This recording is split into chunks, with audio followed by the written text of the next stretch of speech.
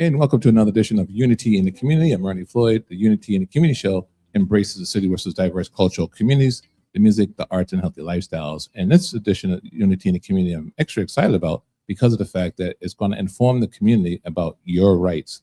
Remember that, your right. That's right. If you didn't think you had rights, after you listen to this, you're going to realize how much rights you have. And the only way to know that is through information. And the old adage goes, knowledge is power. Joining us will be Roy Harris Jr. He's a staff attorney in the community legal aids with the Corey and Reentry Unit. We also have Jonathan Helmendahler. He's joining us. He's a staff attorney in a community legal aid, and he's in the AIDS housing unit. And both gentlemen, welcome to Unity in the Community. Thank you, Ernie. Thanks, Ernie. It's great to be here. You too as well. We've been working on this for a while. We finally arrived here to have this great discussion because of the fact that, because of the nature of what's going on in society, I have to imagine that you guys, there's never a dull moment at the office, huh? People always need help, and we're always trying to be there for them. Thank you. I really appreciate that. Before we get into our conversation, let's get a little bit of your backgrounds first, and then and with your backgrounds, and also we're going to start applying your knowledge and how you're supporting people, not only just here in Worcester, but also in Central Massachusetts. So we're going to start with Roy Harris Jr. first, and just a little bit of your background. Okay. Well, I'm a Michigan native, went to Michigan State undergrad, and I went to law school in Dallas at SMU.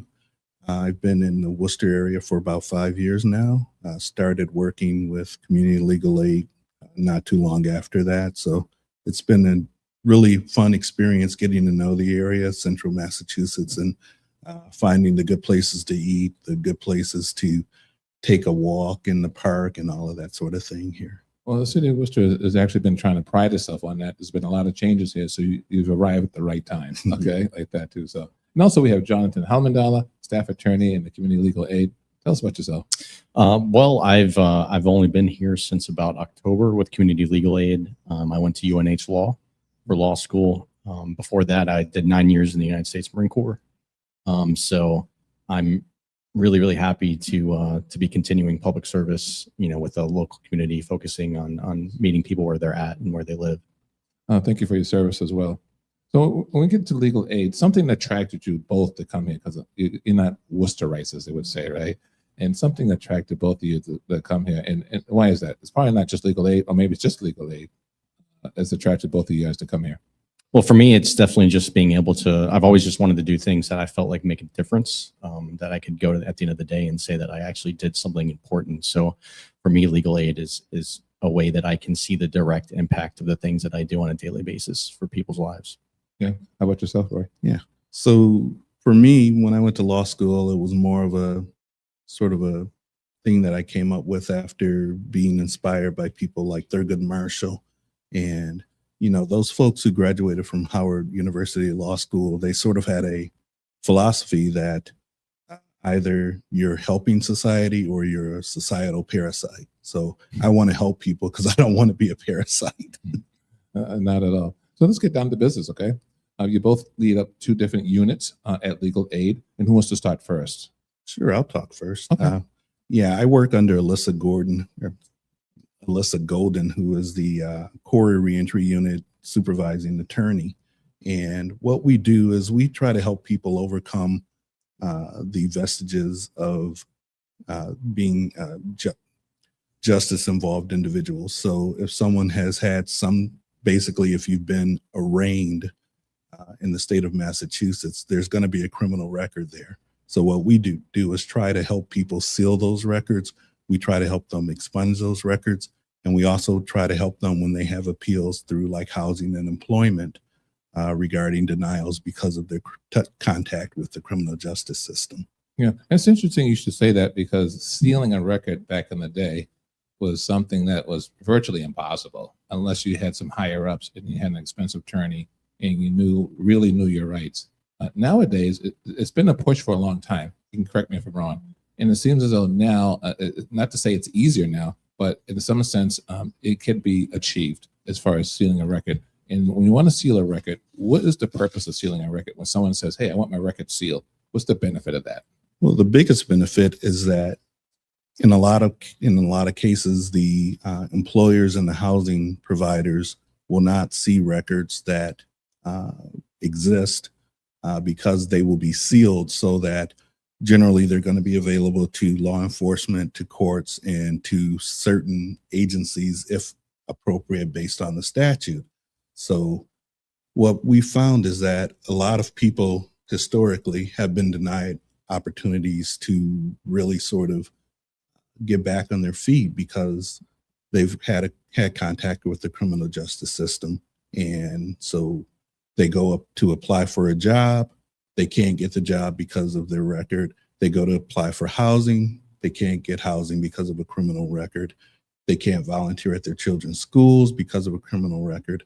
And people started to realize, especially the legislature, that these things are actually causing people to have to basically commit more crimes to survive and not lead stable lives. So the legislature recognized that, and they passed criminal justice reform that includes quarry sealing. So basically, it's a situation where if you want to apply for a job, if you want to apply for housing, unless it's specifically job related, those folks shouldn't be able to see your quarry. They shouldn't be able to see your criminal records because it's not going to be germane. So the sealing statutes allow people to either by mail or by petitioning in the court to seal records so that they are not available when people are doing background checks.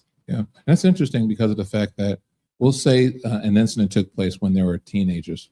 Okay, when they're at a certain age, they're not revealed at that time. But when they become an adult, we'll say 18, and they've done something between, we'll say 18, 19 or so, which is our crazy years. Okay, we'll admit that.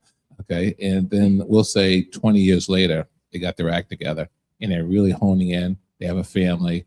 They're going for this profession. They went to school, they graduate, and they're really kicking off in their lives, if you will.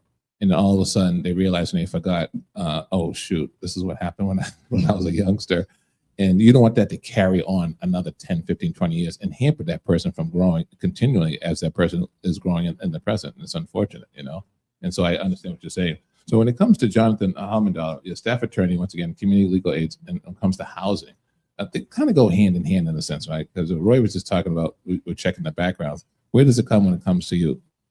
Well, so as a member of the housing unit, most of what I do is the eviction defense.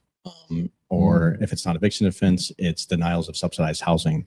But in addition to that, you know, I do the Veterans Law Program here in Worcester. So a large portion of my clientele are veterans facing housing crises. But then also, thanks to a very generous grant from the Attorney General, I do eviction sealing.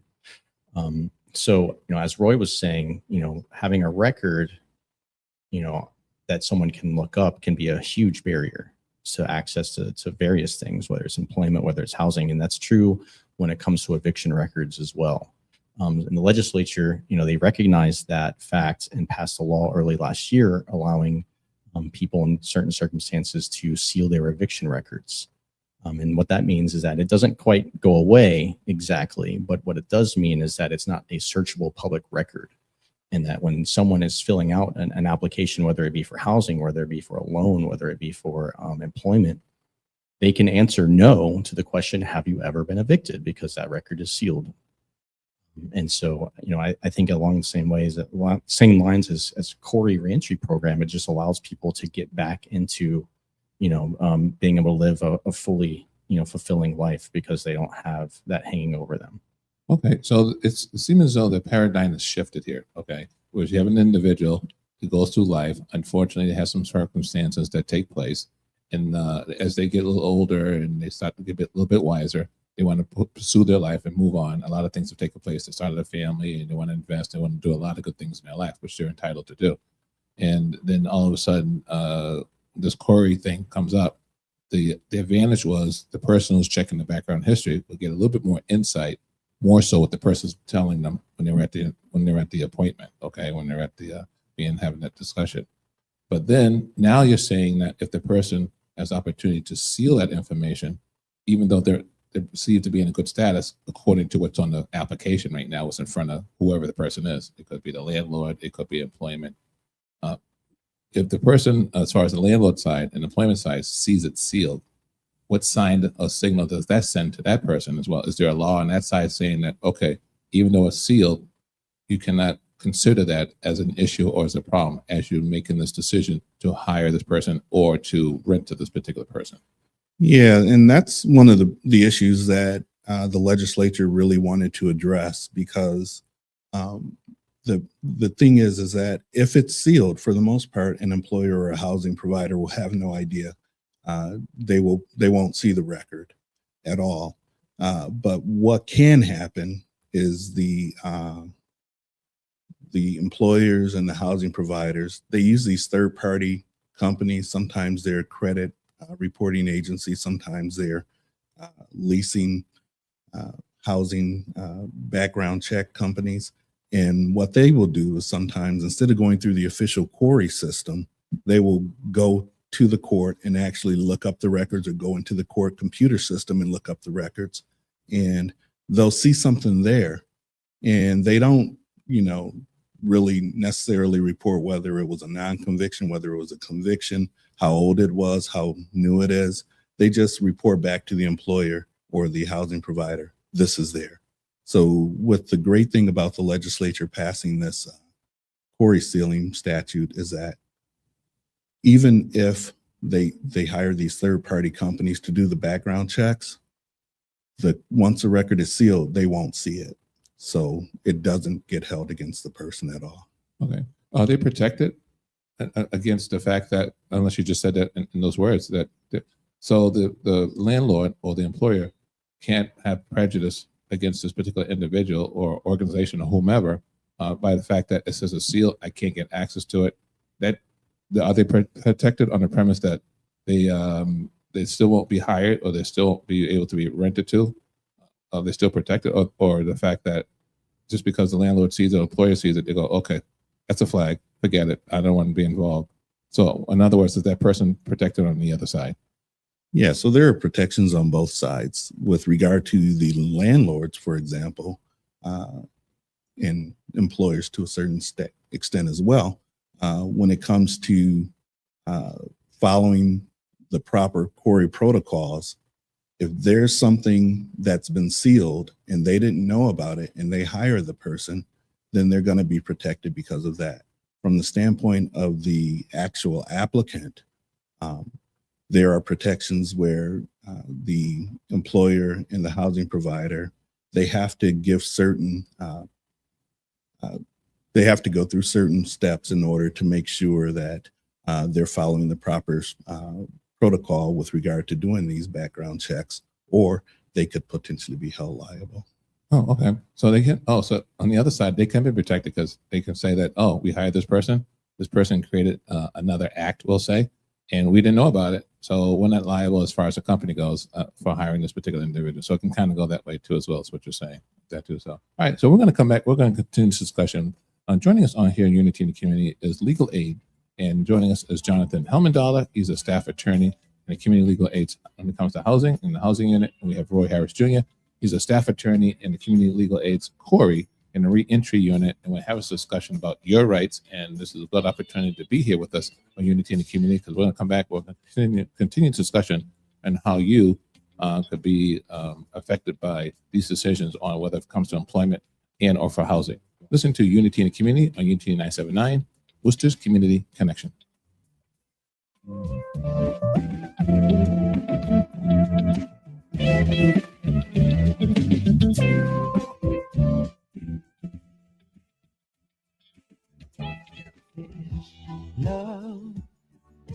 Hey, this is Ricky Duran, and you're listening to Unity Radio on 97.9 FM, Worcester's Community Connection.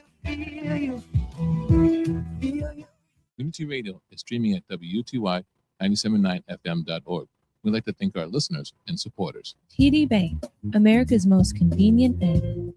TDBank.com. Harvard Pilgrim Healthcare of Worcester. HarvardPilgrim.org. And Wings Over Worcester. WingsOverWorcester.com. Unity Radio, Worcester's Community Connection. Hi, I'm Ernie Floyd, host of the Unity in the Community Show on Unity Radio 97.9. Join me and my guest as we discuss topics on embracing our diverse cultural communities, the music, the arts, and healthy lifestyles. I'm Ernie Floyd, host of the Unity in the Community Show, Wednesdays at 3 p.m. on Unity Radio 97.9, Worcester's Community Connection. Let's talk, Worcester. Unity 97.9.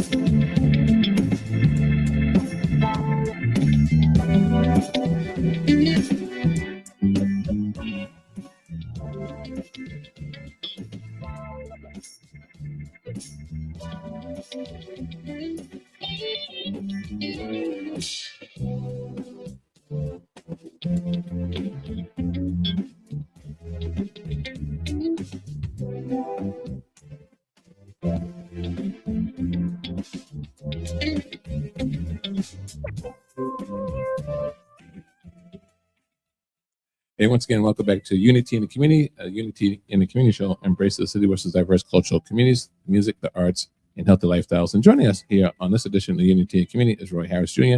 He's a staff attorney and community legal aid when it comes to the Corey and Reentry Unit. And also joining me is Jonathan Helmendala. He's a staff attorney and the community legal aids when it comes to housing and the housing unit. And we're having this discussion about sealed documents, okay? Whereas on the history of somebody, if someone may have committed a crime or a violation or some sort in the past, whereas now that could have taken place, 5, 10, 20 years ago, I guess, and now that their lives has changed, they have a family, they're moving further in their life, they're in a good place, we'll say, all right? And they apply for something. It could be employment, it could be housing, and the advantage of having that seal is something whereas that they're not having that blemish on their record, whereas someone cannot, when it comes to employment or housing, they don't sit there and say, well, we're not comfortable with you, or whatever rights they decide to use to not allow you to have that job or have that apartment or housing in some instances as well. So what I was mentioning earlier when I was going through this long about question, when we had this discussion, you can explain that when a person, an employer or someone in housing, when it's just an empty space there, it doesn't say record sealed. So I want to correct that as well. It doesn't say anything like flag or something like, oh, something's there, but you can't say it, or, the okie dokie or something like that. But just saying nothing is there at all. Yeah, that's a popular misconception that if someone runs a background check, and particularly a court report request on a person who has sealed records, sometimes people think there's a little S next to the record, or it'll be blacked out or something like that. In fact, there will be nothing there. So with regard to sealed records, the person has the legal right to tell an employer or a housing provider with regard to that record that I have no record. And if a person truly has no record, meaning that everything that they've ever had on their record before is sealed, when that Corey report comes out, it specifically says no available Corey, which is the same result that you would get with a person who's never had any contact with the criminal justice system. Okay. Well, let's get into when someone says legal aid and they hear that name bounced around in the city of Worcester here in central Massachusetts, and the organization, can you give us an idea or description about community legal aid overall? What does that mean for an individual? Someone may need your services and someone says, go to legal aid. And and that could be either employment, it could be in housing, that could be in anything or banks too as well, if you're trying to apply for a loan or whatever the case may be. So someone says, go to legal aid, and why should they go to legal aid? Well, community legal aid, we serve all of the counties from Worcester County out west. Most of our clients are, either people that are low income or the elderly. So essentially people that would not be able to afford legal representation in a civil matter. I say like a huge proportion of our clients are at about 125% of the federal poverty limit. I think for a family of 4, that's somewhere around $44,000 annually. So, I think about 60% of our clients are women.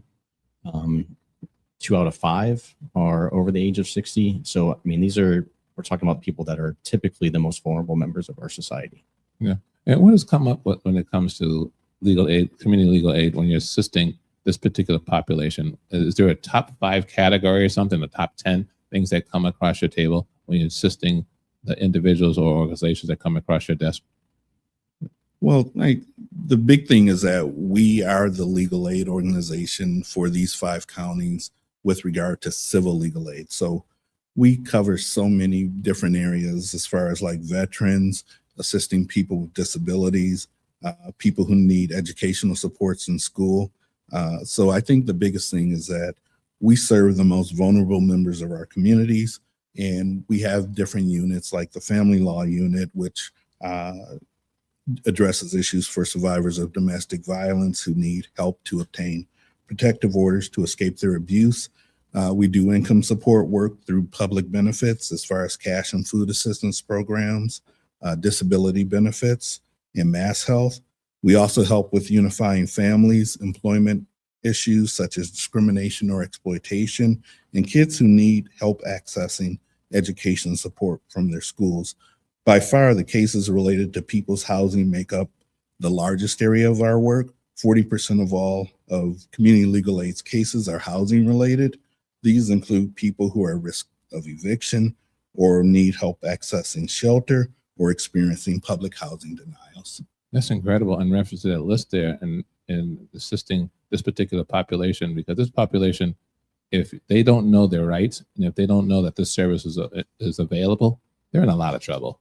Because there's a lot of people out there who know how to take advantage of this audience, and this audience basically just throws their hands up and says, "Okay, I give up," because of the fact that the legal aid out on their side, because of the fact that they just don't know the laws. But Jonathan, you're joining us once again. He's a staff attorney, community legal aids and housing. Congratulations, because it seems as though that there was a generous grant from the state's office of the Attorney General that your organization received earlier this year. Tell us about that allows you to continue to do the work that you do. Right. So that was a large block grant from the Attorney General's office that basically made us able to commit a lot of time and resources to assisting people with sealing their eviction records. The biggest issue, I think, is that one, people don't realize that they can do it. And then two, depending on what kind of eviction someone has on their record and the circumstances of that eviction, it can be either very easy to seal or very tricky to seal with a lot of extra steps. So making it so that we have the resources available to help walk people through that, or even do the petitions, file the paperwork, go to the court and argue on their behalf is huge.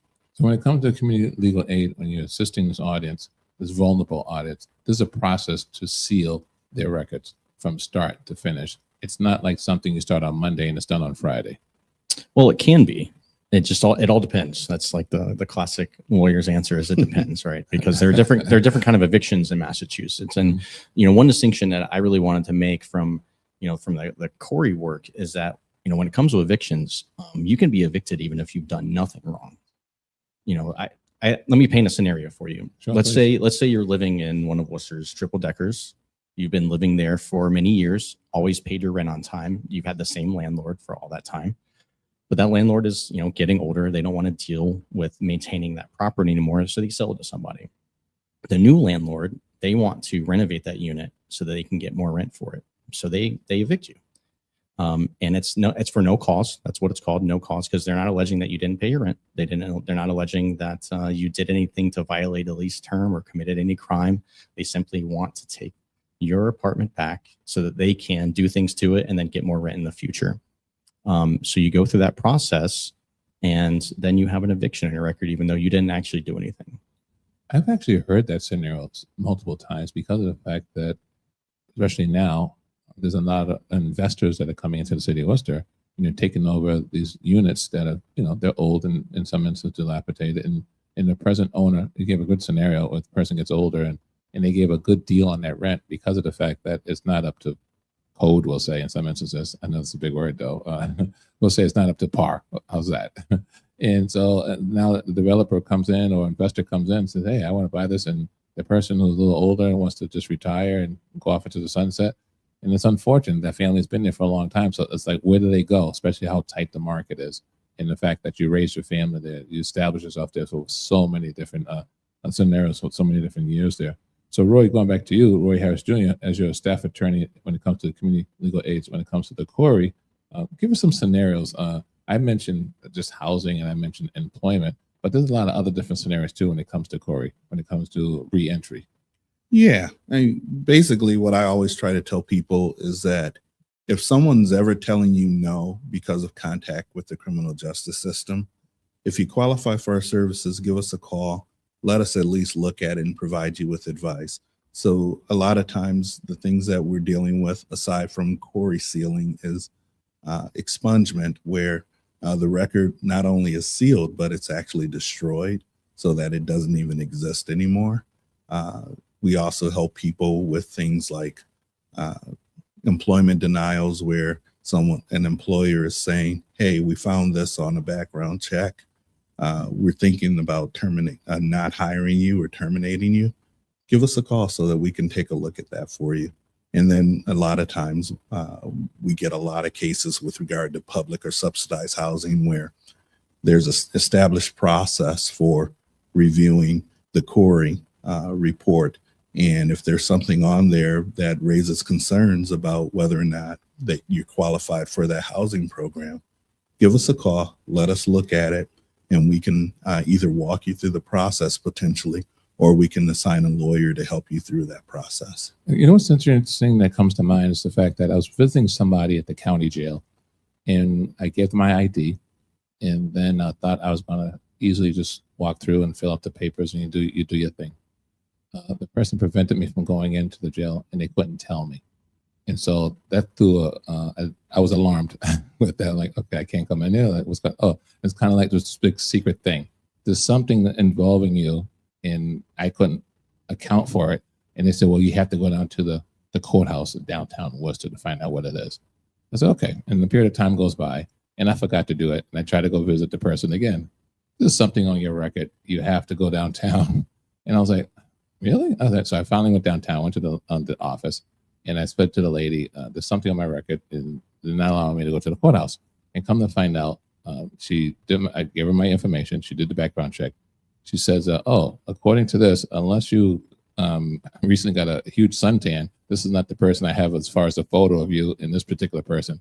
But the crossover was the fact that this person was arrested in Auburn at one of those traveling carnivals, and we had the same name. And I don't know how I got attached to it, but we had the same name. They cleared it up right then and there. I was fine.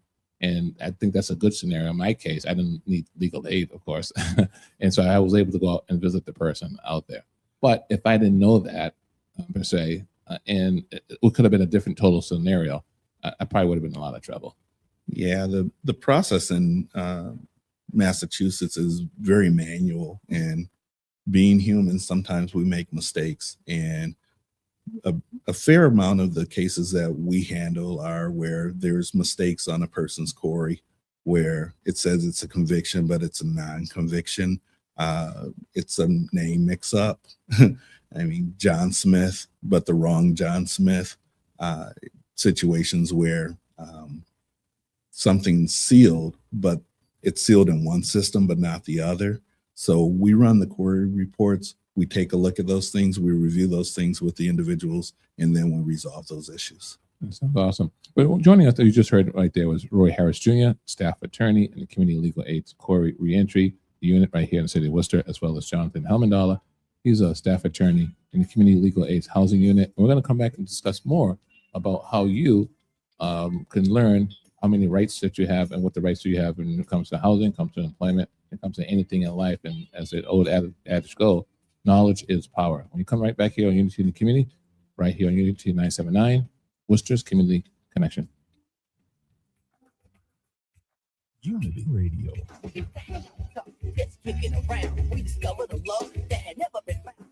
Worcester, we've got you.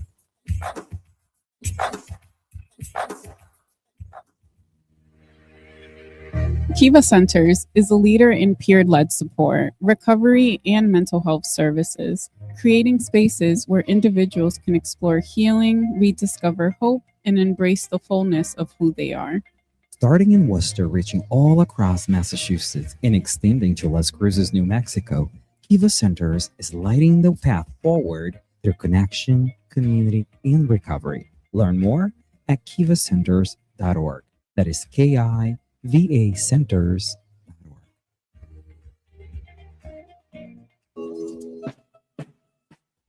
Boston, and Worcester. Get ready for one of the biggest Ghana U.S. business and cultural experiences during the FIFA World Cup season.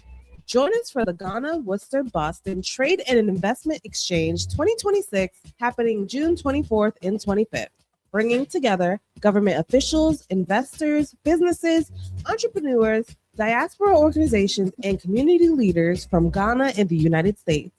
Day 1, June 24th at Hyatt Regency Boston.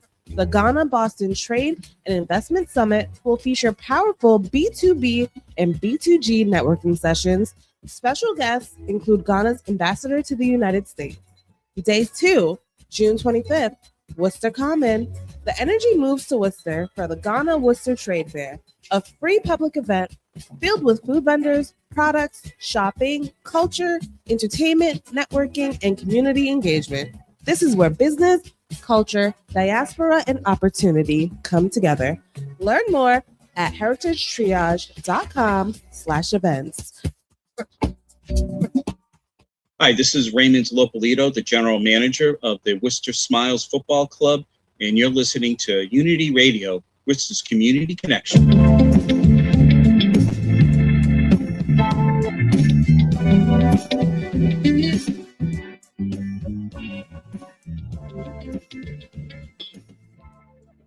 And once again, welcome back to Unity in the Community. The Unity in the Community show embraces the city of Worcester's diverse cultural communities, the music, the arts, and healthy lifestyles. And we're talking community legal aid.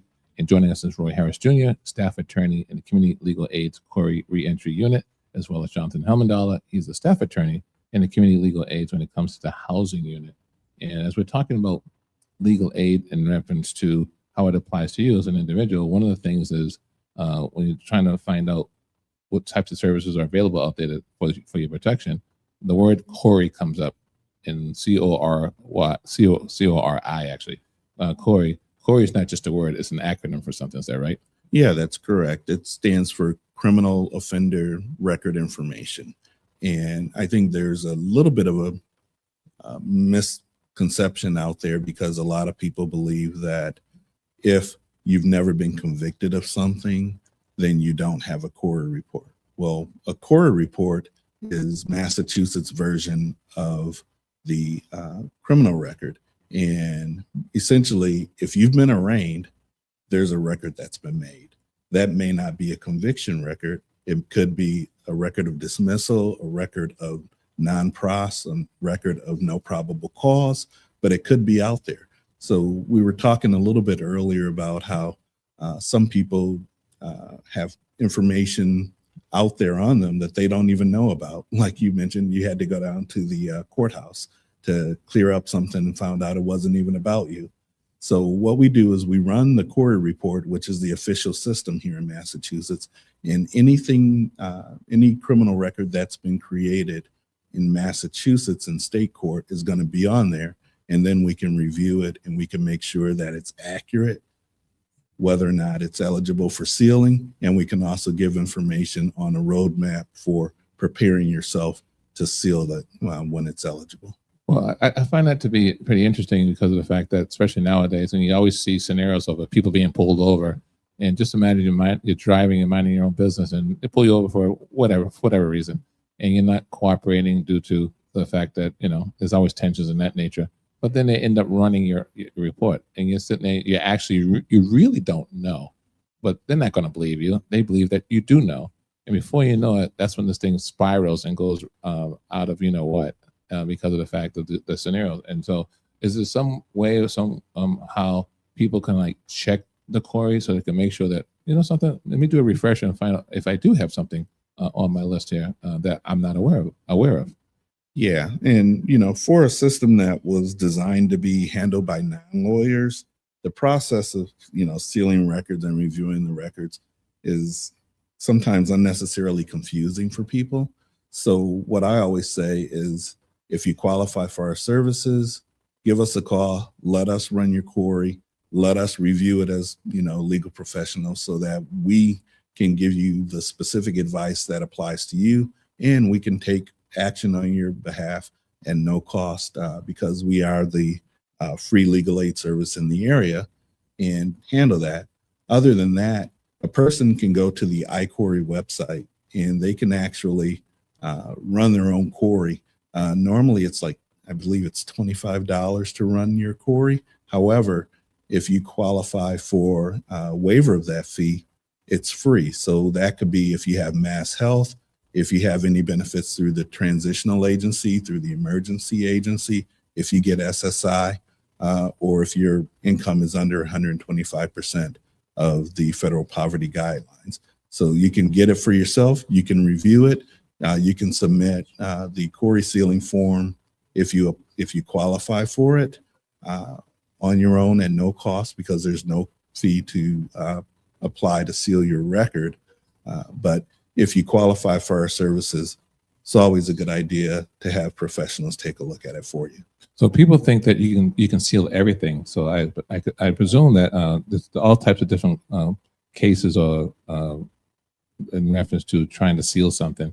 So what cases are eligible to be sealed, and who's eligible for sealing those records? Yeah, that's a great question, because there's a lot of confusion about that. In Massachusetts, we have one of the better systems, because in general, if you have a conviction, there's a 3-year waiting period for a misdemeanor, and there's a 7-year waiting period for a felony. But once that waiting period is up, unless it's on the list of non-sealable offenses, you can just simply mail in the sealing petition, and those things will be sealed for you. Right now, it's taken about 2 to 4 months for those to be processed. But at the end of that process, if everything that you've ever had on your query is sealed, you have the legal right to tell employers and housing providers, I have no record when it comes to those things. Now, with regard to things that are never sealable, that's actually a fairly limited list of categories, and it really is something that you should have a professional like us take a look at. But you're talking about some sex offenses, crimes against the public justice, and state ethics act violations. So there's a list that's been published of the specific charges that are never eligible for sealing. We can help people through that process to understand what can and can't be sealed.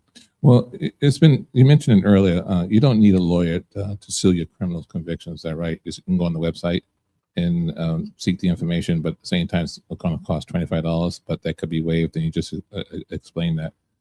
What brought you to this type of work, and can you please tell us about yourself and your background? I know we talked about it earlier, Michigan. Yeah. And you came here, and we're glad that you're here in Worcester and to serve the people here in the city of Worcester. Absolutely. So just to clarify, the $25 fee is to get a copy of your query report. There is no fee to file a petition to seal. There are administrative petitions that can be filed if you meet the criteria at no cost. It's literally filling out a form, mailing it to the Office of the Commissioner of Probation, and they take care of it within 2 to 4 months. But there are also other charges where they didn't result in a conviction, where you can actually file a petition with the appropriate court and have a hearing and let a judge decide whether or not you can seal that particular non-conviction without a waiting period. When it comes to legal aid, joining us once again is Roy Harris Jr., staff attorney in the Community Legal Aid's Query Reentry Unit, and also joining us is Jonathan Helmandala. He's the staff attorney, Community Legal Aid, when it comes to the housing unit. And you guys work hand in hand when it comes to legal aid when you're trying to support people here in the city of Worcester. How many phone calls come through that line there? And then how are you assigned, and who gets assigned as far as handling those phone calls? Because I have to only assume you must be inundated on people who are, they just hear those words, Corey, they hear being evicted, and they hear, I feel as though I have rights on something, some sort or another, and they might not know what it is, but they call Community Legal Aid, and you guys are right there to help them out. Right. So, I mean, as Roy mentioned, you know, the majority of our work is in housing. We probably have dozens of new housing cases come in every week.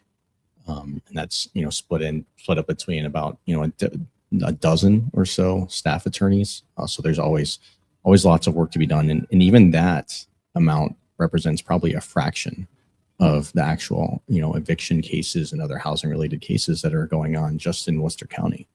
The vast majority of people going through the housing court are unrepresented and doing it themselves. So anybody that we are able to assist, I think, is a big advantage.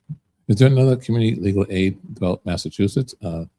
You mentioned earlier the area that you cover, which is Central Mass and the surrounding towns. In Western Mass, yes, that's right. Oh, in Western Mass. You don't go as far as east towards Boston. No, there are different legal aid organizations that cover other parts of the state. All right. And does the legal aids, community legal aids organization, do you guys get together and share information like something just passed or something just came out that maybe one legal aid organization may not know that the other one may know? Do you guys work together in that type of sense, or it's kind of like you have your silos and you just try to support your immediate area of the area that you cover? Well, in terms of housing, we do coordinate sometimes with other legal aid organizations on housing issues statewide. We actually have an eviction sealing group from all the different legal aid organizations. Because this is such a new thing, we're still trying to figure out what the best approach is for certain types of filings, for dealing with certain situations, dealing with some of, frankly, the gaps that I think exist in the statute, which are being worked on as we speak. So we get together and we talk about those issues and how we might be resolving them. Yeah, we mentioned the word eviction. We mentioned a number about sealing and records and stuff of that nature. What causes for eviction as far as what is eligible for sealing something that may have taken place with an individual? Right. So it really, again, it depends on what kind of eviction that someone, went through. Because in Massachusetts, there's evictions for fault, which is typically because a person violated a term of their lease agreement. There's evictions for non-payment of rent, for falling behind. And then there's evictions for no cause at all. And each one of those kinds of has a different standard of how it can be sealed. The most straightforward way is if the case was ultimately dismissed for some reason, that can be sealed with a simple petition. There's an official form that's at the housing court, that's on the housing court website, it can be filled out, and it's usually automatically granted if the case was dismissed. If it's for no fault, again, it can be a petition.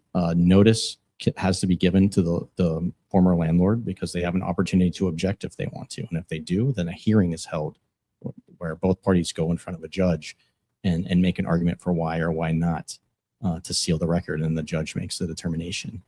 For a non-payment case, typically there's a waiting period of 4 years before that record can be sealed, and that's provided that there is no other non-payment type evictions in that intervening 4 years. And then for a cause-related eviction, the waiting period is about 7 years. And again, those can be objected to by the former landlord. I've seen situations where former landlords who are objecting to an eviction from many years ago come back and say, "Hey, you still owe us money. We want that money." So it can get really weird really fast. And I think that's another reason why it's important for people to reach out to us so they can get assistance with those types of situations. Yeah, and lastly, before we go on a break, and we're going to come right back and continue this. One thing that you were probably short of mentioning is the fact that if something like that comes up, there's also opportunity for people to put liens on people's property or put liens in the court records as well. So that then if someone owns something of some sort, they cannot sell it unless they settle up that particular judgment as well. It may have taken place who knows how many years too as well. Right. I mean, it can be a credit problem, which is, again, sealing can prevent that from becoming an issue. Yeah. Joining us is Roy Harris Jr. He is a staff attorney in the Community Legal Aid's Quarry Reentry Unit. And also joining me is Jonathan Hellendollar. He's a staff attorney in the Community Legal Aid's Housing Unit, and I'm Ernie Floyd. And we're talking Community Legal Aid, which is right here in Central Massachusetts, right here in the city of Worcester. When we come back, we're going to continue this discussion about legal aid and how you can benefit from it as far as services go to protect yourself and protect your family. You listen to Unity in the Community on Unity 979, Worcester's Community Connection.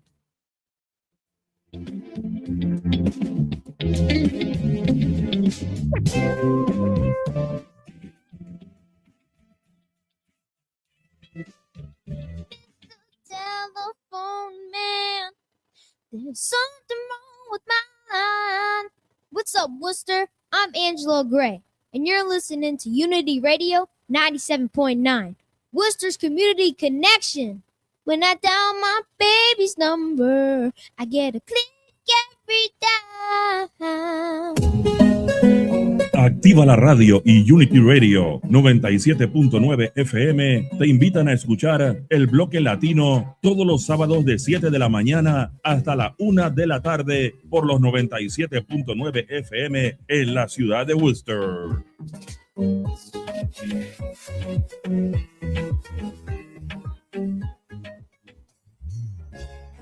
Hello, I'm Pastor Sharon Henderson of Covenant St. Andrew's United Methodist Church, 24 Hamilton Street, Worcester, Mass.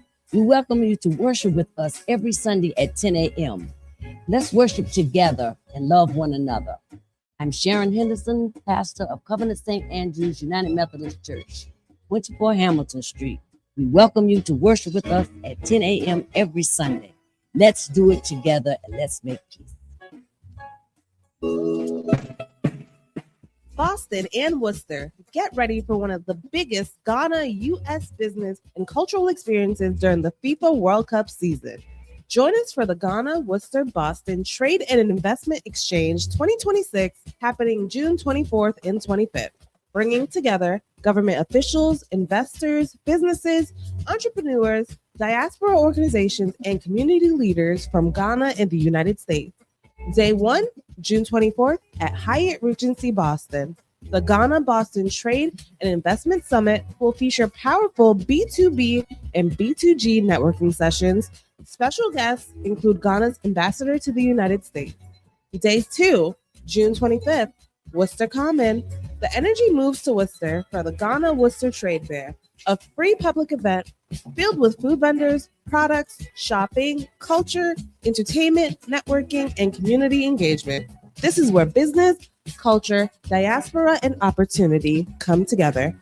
Learn more at heritagetriage.com/events. This is Unity Radio 97.9 Worcester.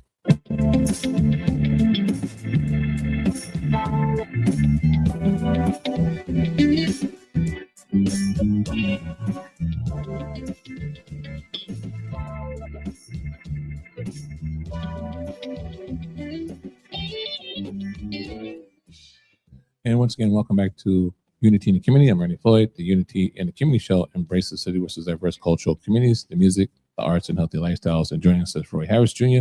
He's a staff attorney in the Community Legal Aid's Quarry Reentry Unit right here in the city of Worcester, as well as Jonathan Helmandala. He's a staff attorney in Community Legal Aid's Housing Unit, also, once again, right here in the city of Worcester. And we have a discussion about community legal aid and what they offer individuals here in the city of Worcester when it comes to evictions, when it comes to employment, when it comes to their rights overall, when it comes to just navigating in life, because there's going to come some time that we have to have some legal representation of something of some sort, and you don't know all the rules of the game, basically. And that's where community legal aid comes in.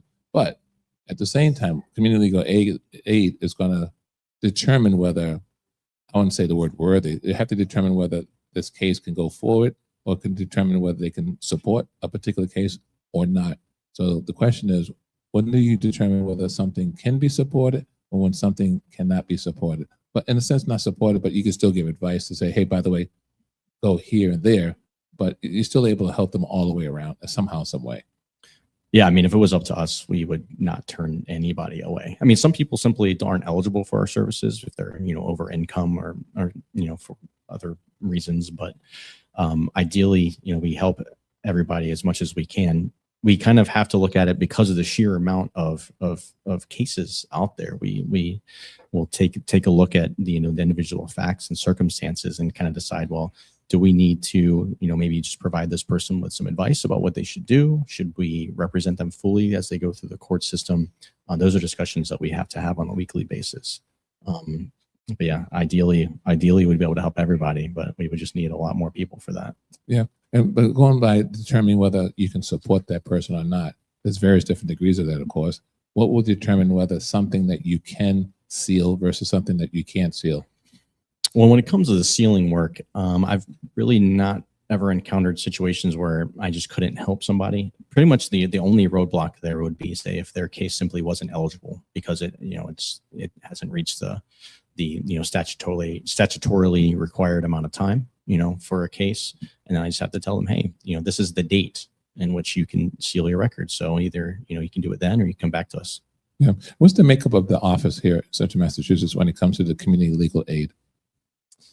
Well, we have about 50 staff members here just in Worcester overall through community legal aid, somewhere between 100 and 150, and that's staff attorneys. That's our support personnel who are amazing, whether it's paralegals, whether it's people who do intake.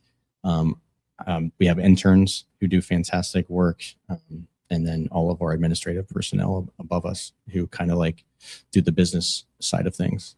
Yeah. And all this is about giving the audience or giving those individuals a chance in life because of the fact that, as it goes back to what we discussed earlier, we've all been through something in our early ages, doing crazy different things for whatever reason.